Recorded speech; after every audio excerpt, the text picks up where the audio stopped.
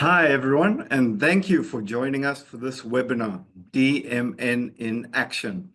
With me here today is Rajita Abe. He's a fellow co-worker at FlexRule, working as a decision automation consultant. I'm very excited to see him do some decision modeling for us. My name is Adrian Nagorski, an advocate for decision intelligence in organizations, and we'll be covering some of the theory today. Just a bit of housekeeping before we start. We are recording the session, so if you have to drop off for any reason, rest assured we will send out the recording post-event. There will be a Q&A session, and we are monitoring the chat. So if you have any questions, please put them in. And don't worry if we don't answer them. I will personally send out an email response to each question. So, FlexRule is headquartered in Melbourne, Australia. The reason for our existence is to enable organizations to be able to adapt and adjust to changing environments, with clients across the world in almost every industry, from manufacturing, health, government, banking, insurance. Traditionally, organizations focused on solving problems in silos. For example, some teams focused on modeling and updating and integrating business rules. Your data teams might be focusing on building dashboards or creating reports or training machine learning algorithms and trying to deploy them in organizations. So this siloed approach to rules, data, machine learning, it doesn't help the organizations as a whole to improve their decision-making scenarios. The reason is that there is no consensus on what a business decision is. There is no common language to explicitly model and define how decisions are made across the teams and silos. So this leads to ambiguity about what business decisions are. How do we model them? How do we improve them? How do we capture them? Additionally, teams have their own understanding of how they can automate and improve these business decisions in their siloed world. So improvements and technical approaches don't resonate with the business stakeholders. In every team in the siloed approach, everyone hopes to improve the business decision, but hope is not a strategy. So traditionally, no one puts effort into solving this ambiguity of a decision. Therefore, while siloed approaches might have a minimal impact in isolation, they don't solve that ambiguity and lack of clarity of decision-making in organizations. So your data science team has a different focus and language to the people trying to run operations or trying to improve decision-making from those managing business rules. So that lack of common language becomes just another barrier and challenge in improving your organization's decision-making as a whole. So here is where the decision-centric approach comes into the picture, which leads to explicitly modeling, managing, and automating business decisions to ensure that business decisions are the first-class citizen in organizations. So in explicitly modeling the decision, the best common language that fills the gap between the different teams and stakeholders is DMN, or decision model in notation. It solves this problem. It unifies teams with a common language that is unambiguous, clear, simple, and understandable across all stakeholders. So I think it's really important that we highlight how DMN bridges this gap. So I will be handing over to Rajita to take us through DMN. Let me just mute myself. Yeah, thank you, Adrian. Hopefully you can hear me. Yeah, and also thank you for everyone joining us today as well. So let's have a look what are the key components of the DMN. So as you can see in the screen, we will talk about the decision requirement diagram, which is also known as DRD, and decision table, and friendly enough expression language, which is FEEL, and the box expression lastly. So the first step is to model business decision at conceptual level using decision requirement diagram. DRD allows you to decompose a complex business decision into subcomponents. These subcomponents can be range of different things such as input data, business knowledge. Don't worry about it, we'll go through it. As you can see on this screen, for instance, the pink round one, which is the input data.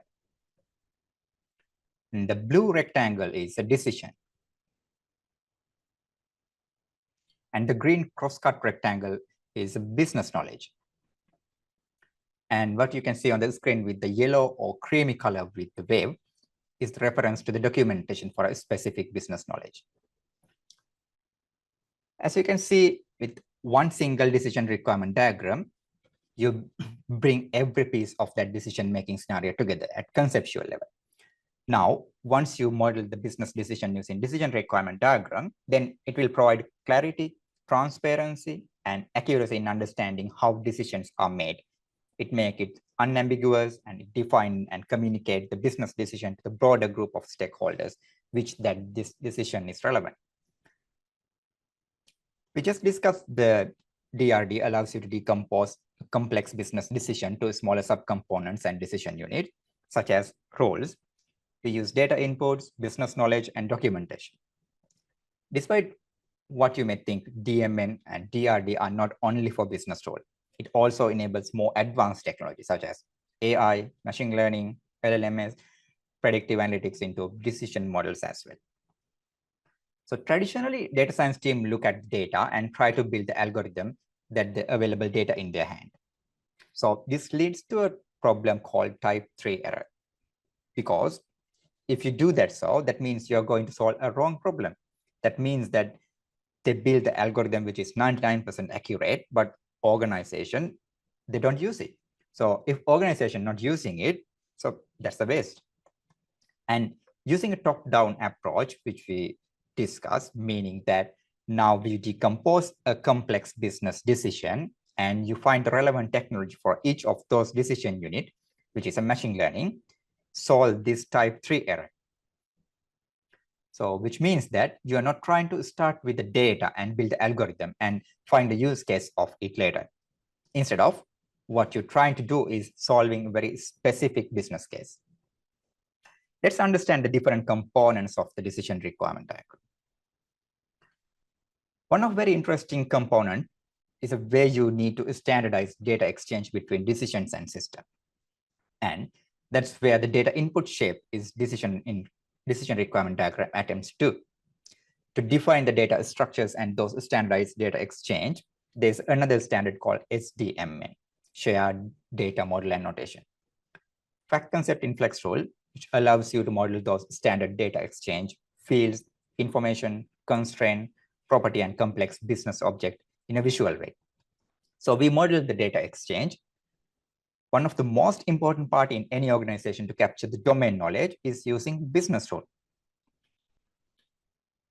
DMN has a standard way of modeling business roles using decision table. Decision table as a whole umbrella belongs to the DMN is type of boxed expression, which we'll discuss later. But as far as for this session concerned, decision table is a standard way to model business role in an organization to capture domain knowledge.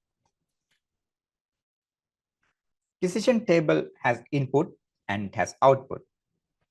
And what you see on the screen, the green columns are inputs and the pink column is an outcome or output. Traditionally, in a decision table, you can have as many as inputs and as many as outputs you want. So also DMN as well as FlexRule allows you to have annotations or description for every single row. If you pick any row, that will construct a business role. And also DMN, once you have the definition, you can have annotation and explanation about what the rule is based on standard, which FlexRule is also provide that. To summarize decision table, which allows you to model domain knowledge using rule modeling in a standard way. And this screen, there are 3 conditions for this input and 1 outcome for the action. However, in organization, domain knowledge are not always based on rules. Let me give a quick summary what we discussed so far. At this screen, again, you will see looking at the decision requirement diagram, which is DRD, is outcome driven and allows you to decompose a business decision to a smaller, easier to understand subcomponents. Those subcomponents can be implemented using different decision logic. So you can model them as different type of decision logic. We explained one of them is a decision table to model business roles. Not all the business logic and domain knowledge are based on business rule. So there are certain decision logic, for example, calculation, formulation, there are computational logic, which can be nested or hierarchical and more complex. Now, DMN allows you to model and specific those complex computational decision logic in a form of boxed expression.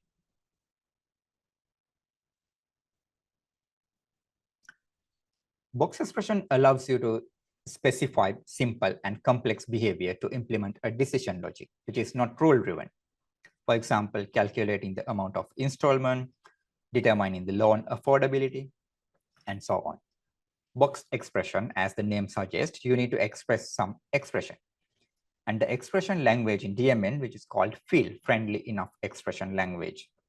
To understand field, imagine you're using Excel. You can perform simple data entry in Excel, but when you need to handle more complex tasks like calculating sum, average, or similar operations, you have to rely on the more formulas which Excel provides. Think field is a similar those kind of formula in Excel. Field provides a set of formula and a way to model complex behavior, allowing you to create reusable expression and formulas that can be applied across various decision logic scenarios using box expression. To summarize, box expression is a reusable component that enables you to model non-rule decision logic using expression language called field. We won't cover details of this box expression in this webinar, but we will talk in more detail in upcoming webinars. Thank you, Rajita, for covering those components of DMN. By the way, audience, we are running more technical webinars that cover the different components of DMN in greater detail. So if you want to learn about those components and more advanced behaviors and modeling and advanced decision modeling in DMN, make sure you join. For more details, just please head over to flexrule.com/events. Rajita, could you please show us an example of how all these components come together in a business decision? I'll just mute myself again. Sure. Thank you, Adrian, again. So let's go through some example. So to show you how we can model business decisions using DMN, I'll choose the risk calculation example. Let me walk you through this example first. So if you want to apply for a loan, you need to be a credit worthy for a bank. So the bank needs to make a decision about which risk category you fall into. Now let's focus on the first level, which is the most important level of decision modeling, which is you need to illustrate how you make the decision using decision requirement diagram. Next couple of slides, I'm going to map the different steps of this high level scenario to the different nodes of DRD. One of the power of the DRD is outcome driven.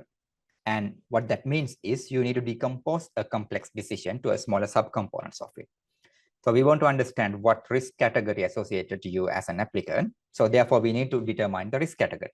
So for that, we need to have a decision node in our DRD called determine risk category. And then you go backward. You're going to ask yourself, what are the decisions will influence to determine the risk category? What are the dependencies of this particular decision? So you go backward and finding the dependencies. Now, in order to determine the risk category, we need to calculate the risk score. In this scenario, we don't have any other decisions.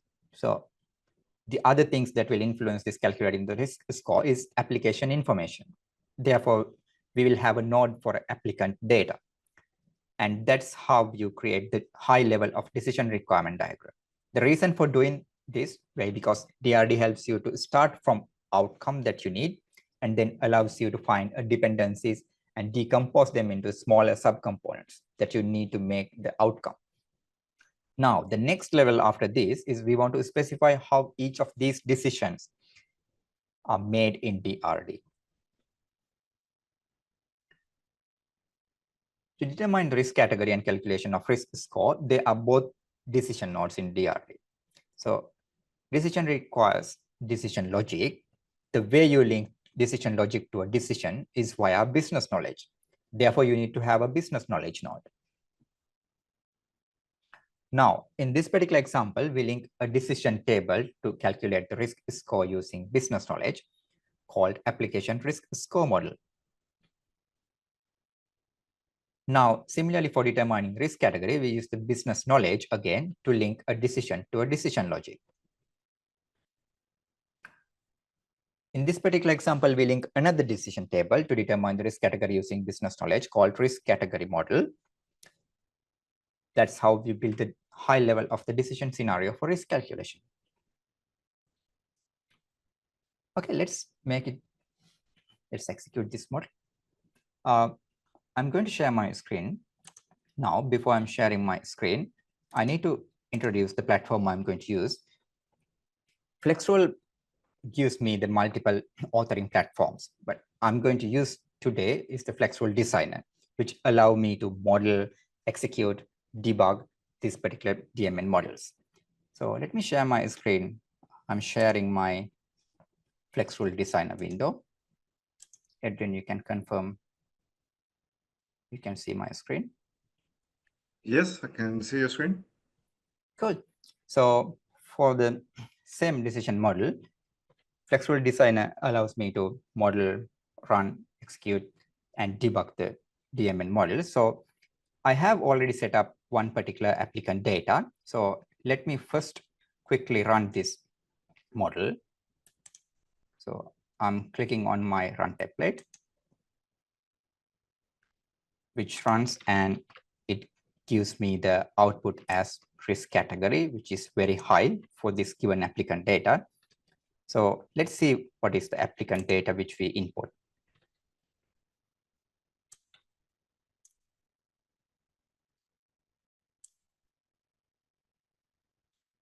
We input the applicant data, which is age 58, employment status employed, and existing customer false, and the marital status M means married. So for this particular applicant, we get the output as very high. Risk category is very high. The interesting fact of the FlexRule Designer, which allows me to put this model in a debug mode, debug simulation mode. So let's put the FlexRule Designer in debug simulation mode for the same applicant data. So this gives me the ability to understand the step-by-steps of the logic execution one by one. And the yellow color highlighted part shows me the execution, where the execution is about to happen. And also it travels through the steps of the execution. So since this particular decision node, which is calculate risk score, is associated with the business knowledge, and the business knowledge is linked to the decision table, now FlexRule Designer asks me whether I need to go inside the decision table. I click yes. So this is the decision table, what you see in the screen. So as I explained earlier, the yellow color highlighted part, which shows me with the business rule is about to execute. I can navigate to the step by step. You can see the green color highlighted part, which denoted that it matches the criteria for this particular applicant, and it executes the output for you. So multiple in any given decision table, multiple rules might meet the criteria. So in DMN, as well as in FlexRule, which we called as hit policy. Let's understand what is the hit policy means. So hit policy in any given decision table determines, do we need to execute all the rules which matches the criteria, which known as multi-hit, or a decision table determines as soon as one particular business rule meet the criteria, it exits the decision table, which also known as single hit. So let's have a look what is the hit policy of this particular decision table. As you can see on the screen, this particular decision table hit policy is multi-hit, which means that we need to go through multiple business rules, and as soon as it execute all the rules, it keep going until the end of the decision table. So let's go forward. Since I reached the end of the decision table, and we're coming back to the decision requirement diagram level again. As I explained earlier, this particular yellow color highlighted part denotes that where the execution is about to happen. So we are at the next decision decision node, which is a determined risk category. And since it associated with the business knowledge and that also linked to the decision table, and FlexRule Designer is asking me to whether I need to go inside the decision table. I click yes. Interestingly, as you can see in this particular screen, so the hit policy is single hit, which means that as soon as the business rule matches the criteria, it exits the decision table. So let's go forward.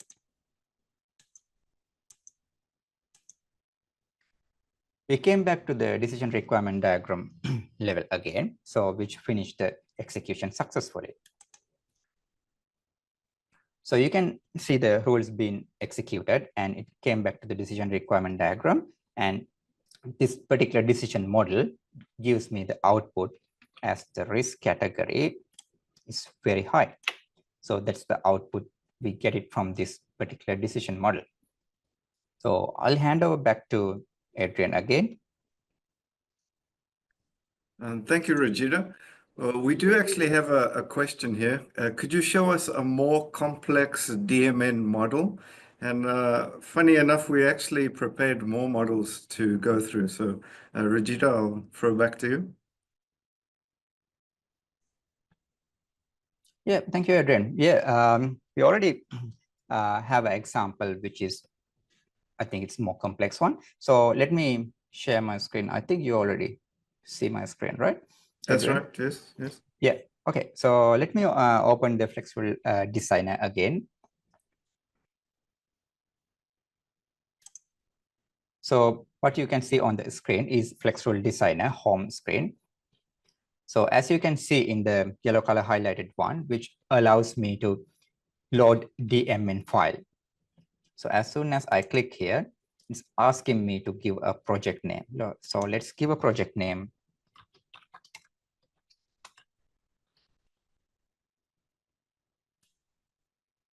I'm clicking OK. And then FlexRule Designer is asking me to locate where is my DMN file.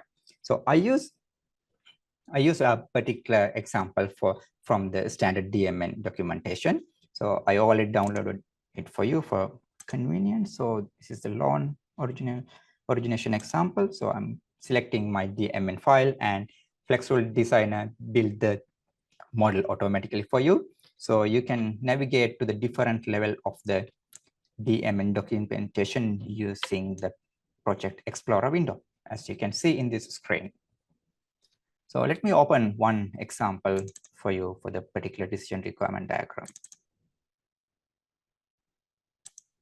Yeah, this particular example, which is the loan origination, as you can see on the top decision, which is routing, the bank determines whether they want to give you a loan or not.